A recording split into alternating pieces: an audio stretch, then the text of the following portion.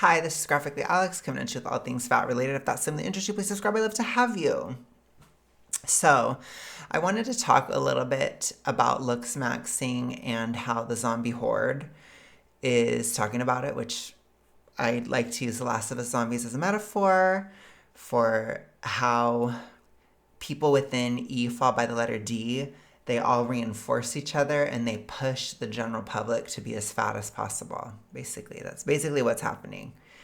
And I mean all kinds of E fall by the letter D's.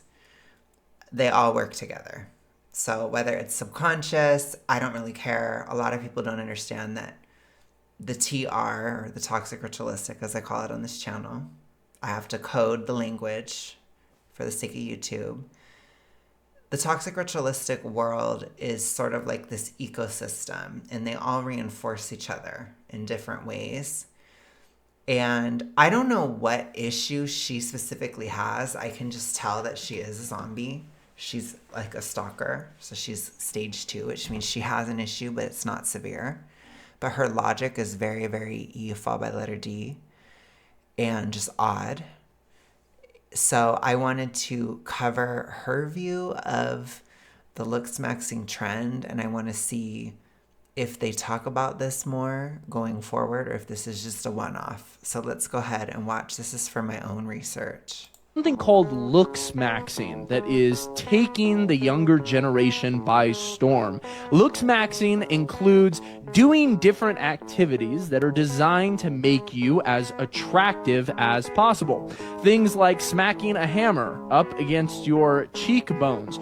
Whew. Well, I am honestly not surprised, but I am at a little lost for words with this one. Hi, my name is Bonnie. I'm a registered dietitian and certified intuitive eating counselor, and I create content to shed light on the harms of diet culture trends while also offering tips to help you find a more peaceful relationship with food. So I recently came across this video about a trend called Looksmaxxing. It is a social media trend that's been around for a few years, but seems to be gaining more popularity recently. There's actually a news special from NBC that looked into this trend and the potential harms of it, particularly among men. And while that piece focused mostly on men, a quick search on social media shows this type of content is very prevalent for women too. And I think this is an important reminder that anyone can be impacted by diet culture and appearance-based pressures. So often the conversation I share here, the focus is on women, but these dynamics really affect anyone and everyone. I actually found a research study published in 2025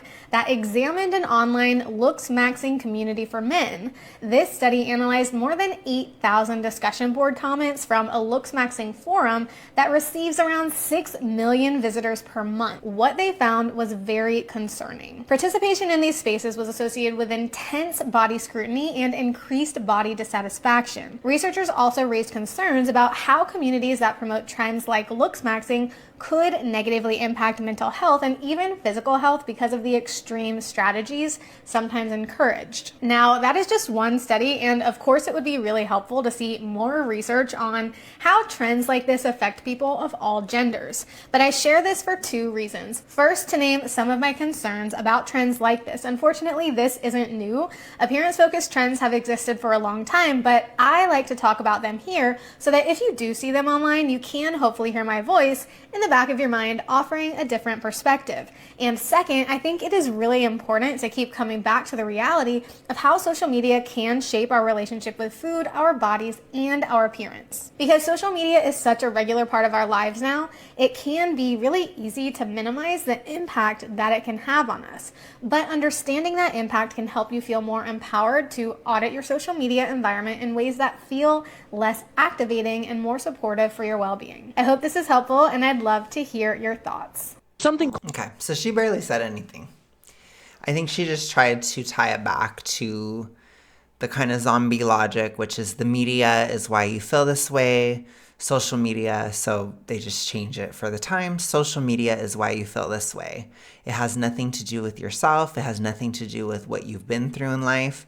There's no trauma connection. You can catch an E fall by the letter D like a cold. That's basically what she's saying here. She had basically nothing to offer in terms of Looksmaxxing. There was zero perspective at all, and she just brought it back to diet culture, which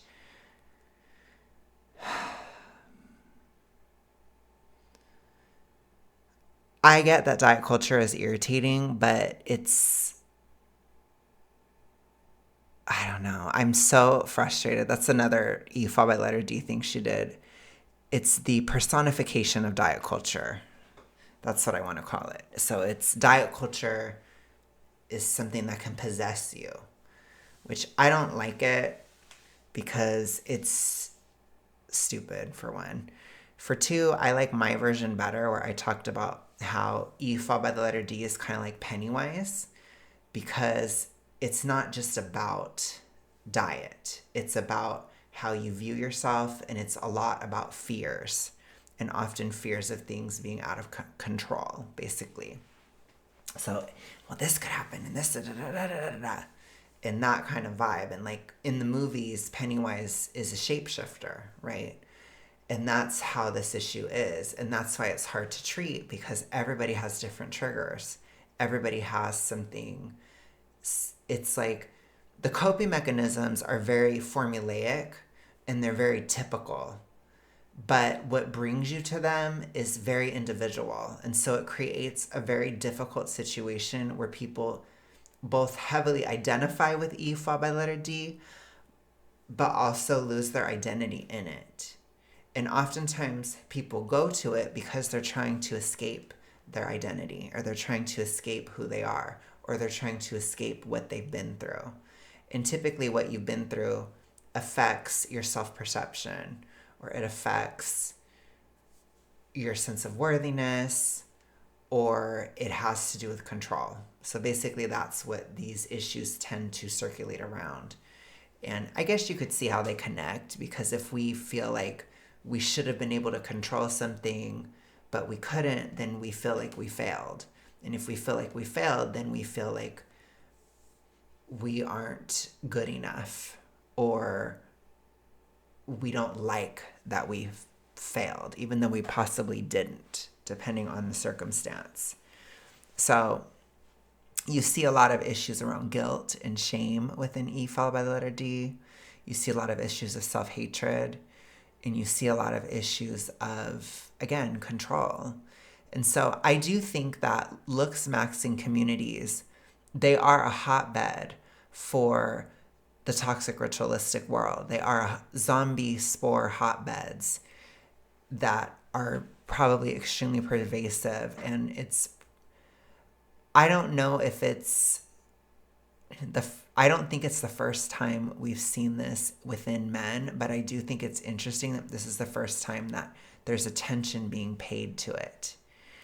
And I've tried very often to talk about how men do have these issues a lot. So we will probably have to look into Looksmaxxing, because I do think there is a toxic ritualistic connection, 100%. It possibly is more so on the reductive side. Although I do think with milder forms of oh my gosh, I have to spell everything out. Oh my gosh, I can't even talk.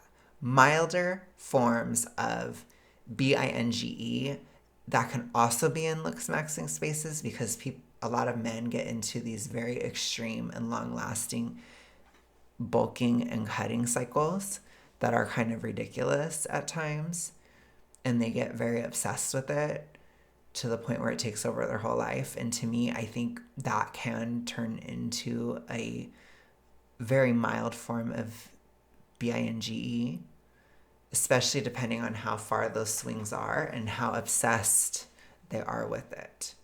So it is definitely an issue. I am aware of Looksmaxxing being an issue. When she talks about, she of course blames media. So she's saying the media of Looksmaxxing is making men care more about their appearance, or it's causing body image issues. It's the opposite. These men have body image issues, therefore they go to the forums and they reinforce each other. So, and a lot of times men are still looking for control, but they're looking for control over their dating outcomes, which there is a lot of that. I think within the dating world, there is this idea that you can completely control your dating outcomes, and this happens with, with women as well. It's very TR too. Like it's very TR to think that you can control your dating outcomes based upon how you look. That's extremely EFA by the letter D coded. So this does happen with men too, and that's what we're seeing. So a lot of times Looksmaxxing, it's about getting women, it's about having better success at dating or at hooking up. And it's the same kind of drive of using those conquests or using those experiences to kind of bolster your sense of self-worth, which it doesn't affect everybody like that in the TR. There's a lot of people in the TR that avoid stuff like that.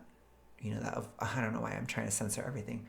That avoid sex because of trauma as well. So, but I think people don't acknowledge that trauma can affect people in a way, and within the TR too, I do think it fries the brain and it starts to affect how you approach sexuality as well. So the issue can cause physiological issues in the brain that have to do with that. And the issue can also be caused by trauma that can lead to comorbidities that have to do with that issue. So it can cause weird responses or DIS ordered responses around the issue of sex as well. So it is very common for them to go hand in hand, for TR and sexual issues to go together.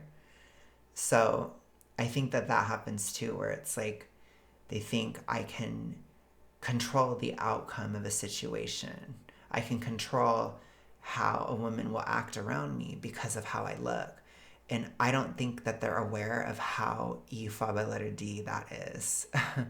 It's very much something that we do talk about somewhat often. I mean, let's be honest. These issues are super taboo. They're very hard to talk about, and people don't want to talk about deeper issues when it comes to this stuff. But when it comes to this topic, we can at least imagine or look at what that would look like from a woman's perspective, I think, easier.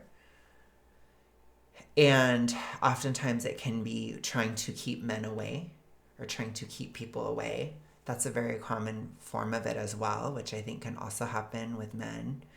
But it's also the opposite too, where it could be, I want to be with so many people or whatever to prove something to myself or to prove myself as well. That can also work with both men and women as well. And I think that's what I see. I see men that are having issues and seeking control.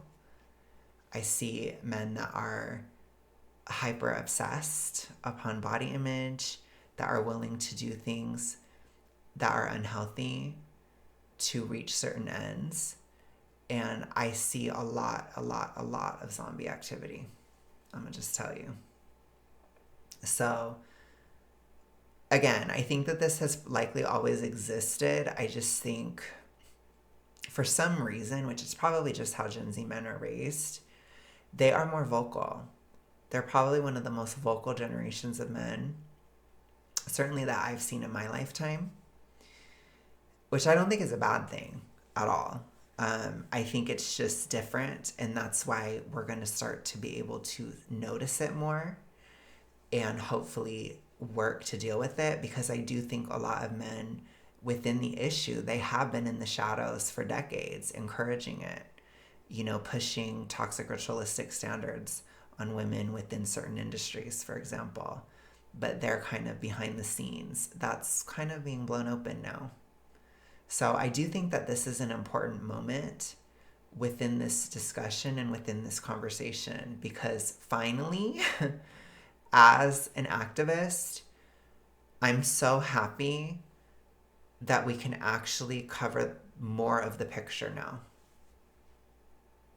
Because just because men are now talking about these issues online, it doesn't mean that men didn't always feel that way. And it doesn't mean that they didn't always externalize it too. Because it happens. It's a part of it.